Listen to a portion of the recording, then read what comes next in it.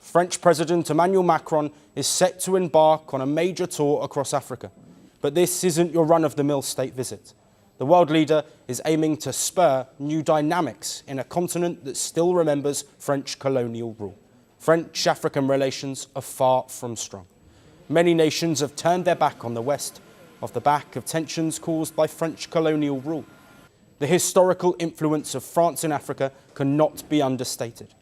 In what could become President Emmanuel Macron's most challenging African tour yet, the French leader finds himself walking into a political firestorm in Gabon, where a powerful youth movement is demanding the immediate withdrawal of French military forces from their soil. The timing couldn't be more precarious for Macron. Just as his plane touched down in Libreville, Gabonese youth activists unleashed a viral social media campaign that's spreading like wildfire across the continent. Join me as I reveal one of the most explosive stories shaking Europe today. Imagine this: 200,000 angry French citizens flooding the streets, blocking highways, torching buses, chanting for Macron's resignation.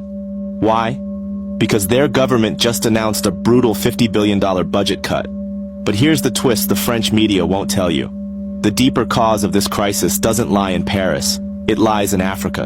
And we must stop those countries that count their wealth and their assets in terms of the minerals that reside in the African soil, like they did in the past when they counted their wealth. They used to count their wealth in the number of slaves that they owned, that were taken from the African continent. Respect and mutual benefit should underpin what we as Africa do as we relate to other countries in the world. African countries should, as sovereign states, be able to also pursue their own independent foreign policy approaches that are not beholden to any other major global power or blocs. Today, we're taking a look at the ongoing debate over France's colonial taxes in Africa.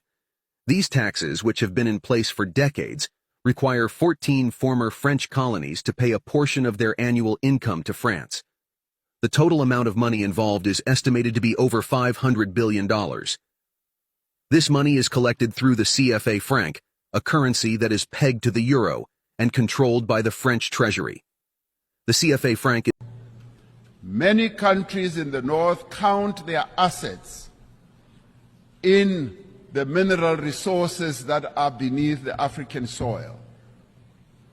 The wealth of Africa belongs to Africans. Centuries after the end of the slave trade, decades after the end of the colonial exploitation of Africa's resources, the people of our continent are once again bearing the cost of industrialization of the north and the development of the wealthy nations of the world. This is a price that the people of Africa are no longer prepared to pay. Many countries in the north count their assets in the mineral resources that are beneath the African soil. The wealth of Africa belongs to Africans. And in Europe. So the future of our economies depends on a fair and on reliable supply chain. We are investing $300. The quiet collapse began like a faint tremor beneath the feet, barely noticeable, easily dismissed, and yet unmistakable to those who paid attention to the foundations of things. At first, it was nothing more than unusual fluctuations in the commodity markets, small ripples in the financial reports that ministers brushed aside as temporary. Turbulence. But deep within the ministries of economics and foreign affairs, the uneasy truth was already stirring. France, long accustomed to the steady flow of minerals, oil, gas, rare earths, and agricultural imports from African nations, found itself facing a new and unprecedented reality. Africa had changed. For decades, French companies had operated mines, energy fields, and agricultural estates across vast stretches of the continent. uranium. From the Sahel-powered France's nuclear grid, cocoa and coffee from West Africa supplied its food industries. Oil and gas shipments from Central Africa fueled its transportation and chemical sectors. And above all, rare earths, cobalt, manganese, and bauxite sustained the high-tech and aerospace industries that France proudly held up as symbols of national modernity. But now the continent was rising and rising with intention. African nations had decided that the era of exporting raw resources for meager returns was over. They were forging new alliances, renegotiating old contracts, and for the first time in modern history, enforcing strict regulations designed to protect their wealth. Many made it clear that any nation unwilling to respect full economic sovereignty would soon find itself cut off. France, accustomed to privileged access, was now facing a slow but decisive withdrawal of the very resources that had formed the backbone of its economy for generations. The shift began with a quiet announcement from a mineral-rich African nation, declaring a moratorium on uranium exports until new regional processing plants were built and operated jointly with local engineers. This uranium had powered the bulk of France's nuclear reactors, which in turn generated the majority of the country's electricity. Within weeks, several other nations followed suit, each asserting new policies that placed control over extraction firmly in African hands. In Paris, the first signs of panic emerged behind closed doors. Meetings that were once routine turned urgent, energy experts projected shortages within months. Electricity companies warned of rising costs. Government advisors scrambled to find alternative suppliers, but the global market for uranium was tight and dominated by countries with little incentive to offer France favorable terms. The energy sector was only the beginning. Soon after, a major cocoa-producing nation announced that it was suspending raw cocoa exports and transitioning to local chocolate and confectionery manufacturing. European markets reeled. Food companies protested. But the African government did not budge. It explained that exporting cocoa beans while importing chocolate at 10 times the price was economic madness. The people deserved more jobs, technology, factories, value. Other nations followed the trend, halting raw exports in favor of domestic industrialization. European supply chains, finely tuned and long accustomed to Africa's pliability, began to break apart. But France's most devastating blow came from the technology and energy storage sectors. Africa held the minerals the world now depended on: cobalt, nickel, lithium, manganese, and rare earths. Without them, no electric vehicles could be produced, no high-performance batteries built, no smartphones manufactured, no satellites constructed, no fighter jets assembled. When several African nations jointly declared new regulations restricting the export of unprocessed minerals, the shock in Paris was instant and paralyzing. Some companies received their final shipments with a note: processing must occur on African soil from now on. Factories across France began reporting critical shortages. Car manufacturers slowed production. Tech firms issued warnings of delays. Aerospace companies delayed orders as rare earth inventories dwindled.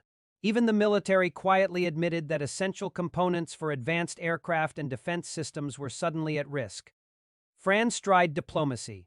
Envoys traveled across the continent offering renegotiation, investment, cooperation. But the era in which such approaches could sway governments was gone. African leaders pointed to decades of profit extraction, environmental neglect, and unequal partnerships that had left their countries underdeveloped while Europe prospered. They insisted that Africa was simply doing what every powerful region in history had done: building industries, protecting wealth, and ensuring that resources benefited the people who lived atop the land.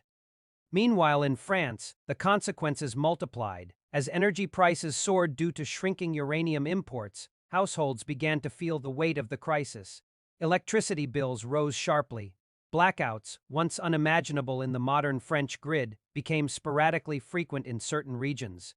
Small businesses struggled to stay afloat. As the cost of electricity and raw materials surged, the agricultural sector faced its own crisis. Fertilizer imports, many sourced from Africa, were disrupted. Certain fruits, nuts, and vegetables that once flowed steadily from African suppliers became scarce in French supermarkets. Prices climbed. Protests followed. Yet nowhere was the impact more profound than in the financial sector. investment portfolios tied to mining and energy ventures across Africa lost value overnight. Large companies faced bankruptcy risks. Banks that had funded extraction operations reported massive write-downs. The stock market wavered as investor confidence faltered. Economic think tanks quietly acknowledged what government officials hesitated to say aloud. France had never been as self-sufficient as it believed. Its prosperity was built on a global network of resource flows that had always depended on Africa's subordination. Now, with Africa asserting itself, the illusion of French economic invulnerability shattered. As these realities unfolded, African capitals experienced something entirely different. New industrial zones were rising. Local universities expanded engineering and geology programs. Tech companies opened regional research centers. Young Africans who once dreamed of working for foreign corporations now aspired to build their own. And governments, once afraid to challenge former colonial powers, stood united, confident, and resolute. Back in France, blame shifted rapidly between politicians, corporations, and the public. Some argued that the nation should have prepared for a world in which Africa was no longer dependent. Others insisted that domestic industries needed immediate restructuring to reduce reliance on foreign minerals. But such changes required years that France did not have. Meanwhile, African nations continued to strengthen their economic alliances with emerging global powers. Joint ventures emerged across mining, refining, green technologies, and logistics. Infrastructure projects, funded by new partners, connected resource-rich regions to industrial hubs. Pipelines, railways, and ports were modernized. For the first time in a century, African resources were enriching African nations. France found itself unable to regain its old privileges. When it asked for renegotiation, African leaders responded with dignity, clarity, and calm conviction. France could access resources, but only within the same framework offered to all partners: equal ownership, local processing, environmental protections, and fair economic distribution. It was not punishment, it was justice. Even as rapprochement became possible, the damage to the French economy was already deep. Industries that had long relied on low-cost African inputs were forced to restructure or shut down. The aerospace sector moved slower than ever. Electric vehicle production fell dramatically. Tech companies outsourced components internationally at higher prices, passing those costs on to consumers. The crisis reshaped French society. Universities launched crash programs to revive domestic mining and material sciences, hoping to lessen future dependence. Renewable energy initiatives gained momentum, but progress was slow. Political debates intensified, with some calling for a new era of respect-based diplomacy toward Africa, while others clung to outdated notions of entitlement. Through all this turmoil, Africa continued moving forward. Former gold mines became regional metal refining complexes. Old copper pits transformed into advanced battery parks. Once abandoned colonial-era railways were rebuilt, linking trade routes across borders. Even the arts and cultural industries flourished, fueled by a wave of national pride and newfound economic independence. France could only watch as Africa rose from the margins to the center of global commerce. The world's energy transition, technological revolution, and digital future were now powered by African-controlled minerals, and Africa had no intention of repeating the mistakes of history. It planned to become a global manufacturer, not just a global supplier. The French economy, stripped of its foundational advantage, was forced into reinvention.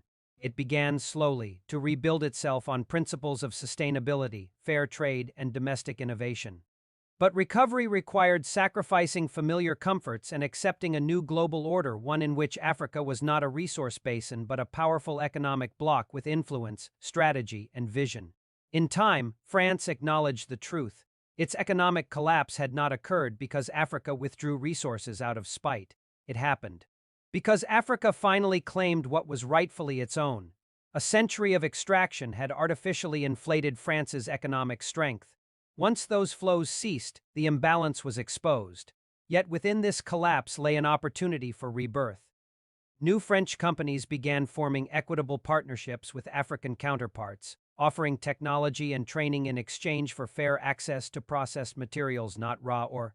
Joint research programs emerged to develop clean mining technologies. Universities partnered across continents. young entrepreneurs from both regions collaborated on renewable energy projects, electric mobility, and digital platforms. Slowly, the relationship evolved from dependency to cooperation, from dominance to mutual respect. In African capitals, people watched France's transition with a mixture of empathy and resolve. They understood that nations, like people, sometimes had to lose power to gain perspective. They did not seek France's downfall. They sought Africa's upliftment, and they were achieving it. The continent continued growing industrially, politically, culturally. Its youth population became its greatest asset. Its mineral wealth became the cornerstone of a new global economy, and its stance on sovereignty inspired many nations around the world to rethink their relationships with former colonial powers. In the end, the collapse of France's economy was not the end of anything but the beginning of something greater. It marked the moment when Africa stopped being the exploited and became the architect of its own future. It marked the moment when France learned that prosperity built on another's subjugation will always be fragile.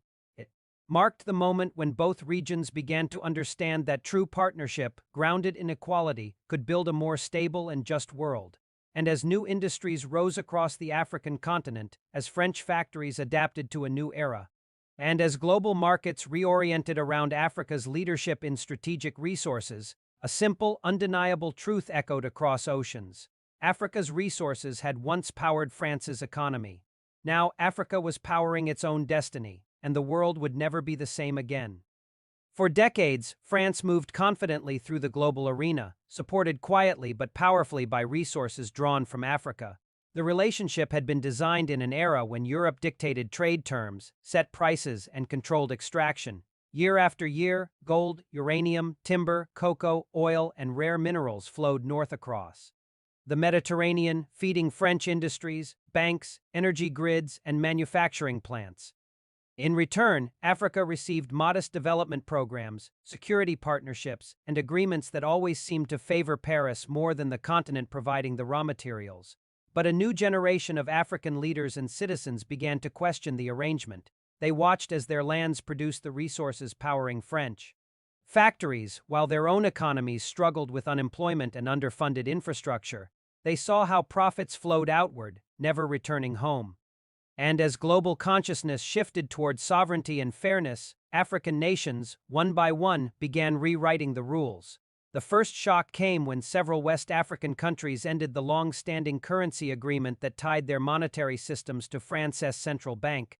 The move symbolized independence, but the financial impact on France was immediate. Paris had relied on those reserves for decades to stabilize its balance sheets. The loss reduced liquidity, weakened investor confidence, and triggered a quiet but growing anxiety inside the Ministry of Finance. The second blow emerged from the mining sector. Nations rich in uranium and gold renegotiated mining licenses, demanding higher taxes, local processing plants, and export restrictions. The centerpiece of the crisis came when a major uranium supplier in the Sahel announced it would no longer allow extraction under outdated agreements written in the colonial era. Overnight, France's largest nuclear energy company responsible for powering most of the nation's electricity grid faced skyrocketing costs and shrinking supply. Energy prices soared, and the once stable French power system trembled under the pressure. Then came the turning point, a coordinated decision by multiple African states to prioritize mineral partnerships with Asia and the Middle East rather than Europe. China and the Gulf region offered higher prices, modern infrastructure, and partnerships that treated African governments as equals. France suddenly found itself outbid, outmaneuvered, and outnegotiated in regions where it had once held undisputed influence. Factories across France felt the consequences. Electronics companies could no longer access cobalt at favorable prices. Auto manufacturers struggled to secure manganese for battery production. Luxury brands lacked the high-quality cotton and leather they had sourced cheaply for decades. Supermarkets faced shortages as cocoa and agricultural exports increasingly flowed toward new partners in Asia, who were willing to pay more and impose fewer political conditions. As shortages deepened, France's economic pillars, energy, agriculture, manufacturing, and finance began to shake. Politicians held emergency meetings, trying to hide the severity of the crisis from the public. But the economic data told the truth. Growth rates collapsed, unemployment surged, and household energy bills doubled. investors withdrew funds from French markets, fearing long-term instability. Newspapers ran headlines warning that the nation was entering its most precarious period since the global financial crisis. The heart of the crisis lay not only in missing resources, but in the realization that France had never built a truly self-sufficient economy. It had relied on Africa to keep its costs low, its industries competitive, and its energy affordable. Without those inputs, France discovered the true cost of its dependency. Meanwhile, across Africa, a renaissance unfolded. Governments reinvested their newly gained profits into infrastructure, education, and technology. High-speed rail systems were built where dirt roads once existed. Solar farms stretched across deserts. Free trade zones flourished in East Africa, connecting ports and cities in ways that reshaped continental commerce. African currencies strengthened, foreign investment surged, and the continent began pulling millions of people into a new era of economic empowerment. The symbolic moment came when several African nations formally declared that all mineral refining would occur within their borders rather than in European facilities. Jobs that had long existed in French refineries and processing centers shifted southward. European companies begged to renegotiate, but Africa stood firm. The era of exporting raw materials for others to profit from was over.